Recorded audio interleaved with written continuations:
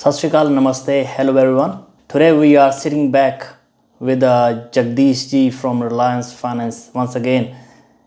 ये जो फाइनेंस की बात है, ये अगर जितनी नॉलेज इसके बारे में हमें चाहिए वो उतनी कम होती है, क्योंकि बहुत बार ऐसा होता है कि हमें बहुत रीजंस के कारण हम कभी मिस कर जाते हैं अपना फाइनेंस के लिए, तो हमें हर्ट कर सकता है लॉन्ग टर्म में। आज हम उनके बारे में बात करते हैं कि कैसे हम ऑन ट्रैक रहें इन सिर्फ कोई सरप्राइजेस। आपका क्या ख्याल है कि कैसी नॉलेज हमें जो पब्लिक को देनी चाहिए? बिल्कुल बिल्कुल।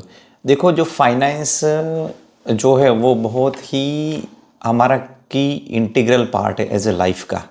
तो चाहे अर्ली चाइल्डहुड से एडल्टहुड या फिर बुढ़ापे के अंदर भी अगर बंदा फाइनेंशियली थोड़ा सॉलिड है या उसका फाइनेंशियल बैकग्राउंड बहुत मजबूत है, तो वो उसको लाइफ को बहुत अच्छी तरह से वो जी सकता है, लाइफ को अच्छी तरह से वो एंजॉय कर सकता है और दूसरों को अच्छी तरह से वो होलिस्टिक गोल्स के अंदर सपोर्ट कर सकता है। तो डेफिनेटली आपने बताया कि फाइनेंस के बारे में आप जानना चाहते हैं, तो आपको जो भी दर्शकों को जो भी कोई क्वेश्चंस है मेरे को बताइए, हम दिल खुलकर हम उनसे जुड़ना चाहेंगे। बिल्कुल जी। और हम बात कर रहे हैं कि फाइनेंस सब कुछ सही होना चाहिए लॉन्ग टर्म के लिए, तो उसमें एक प्रॉपर्टी बहुत इम्पोर्टेंट हिस्सा है। बिल्कुल। हर एक के लाइफ में, चाहे बिजनेसमैन है, चाहे मम एंड डैड बिजनेस है, चाहे कोई जॉब वाले हैं 9 to 5, सब के लिए। और जो फाइनेंस की सर्विस प्रोवाइड करते हैं वो बैंक डायरेक्टली या मॉर्गेज ब्रोकर के थ्रू आप जाते हो, जो कि रिप्रेजेंट करते हैं बायर को। आप क्या बताओगे कि डायरेक्ट टू बैंक क्या बेनिफिट है मॉर्गेज ब्रोकर के? बिल्कुल, वही टू द पॉइंट क्वेश्चन किया आपने। तो मैं ये इंडस्ट्री में एज ए मॉर्गेज ब्रोकर काम कर रहा हूँ सालों से।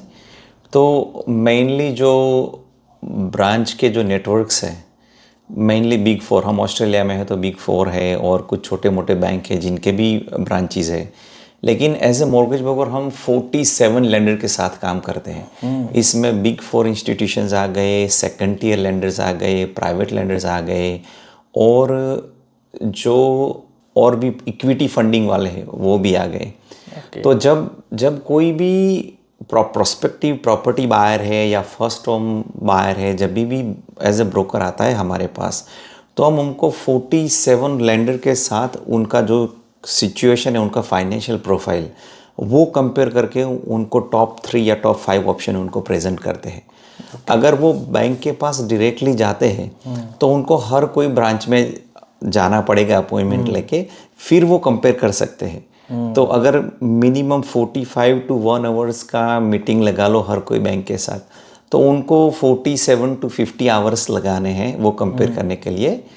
वर्सेस अगर मैं मॉर्गेज ब्रोकर हूँ, मैं 47 बैंक के साथ काम करता हूँ, तो हम 1 या 1.5 घंटे के अंदर पूरा उनका एनालिसिस करके उनको टॉप 5 to 7 ऑप्शन प्रोवाइड करते हैं। और एक पर्सनलाइज्ड सर्विस होगी।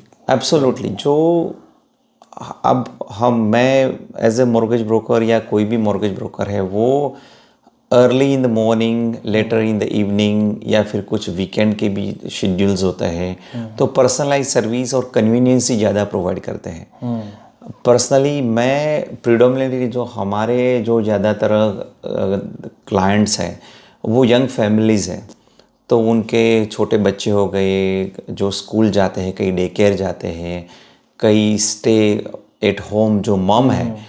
तो कई बार मैं ट्रैवल करके 50-80 किलोमीटर्स 30 किलोमीटर्स जाता हूँ उन लोगों को मिलने के लिए, क्योंकि उनको छोटे जो यंग फैमिलीज़ में छोटे बच्चे जो है उनको लेके कहीं दूर फार ट्रैवल करना ना पड़े, फाइनेंसिस के लिए उनको बैंक में ना जाना पड़े, ब्रांच में ना जाना पड़े।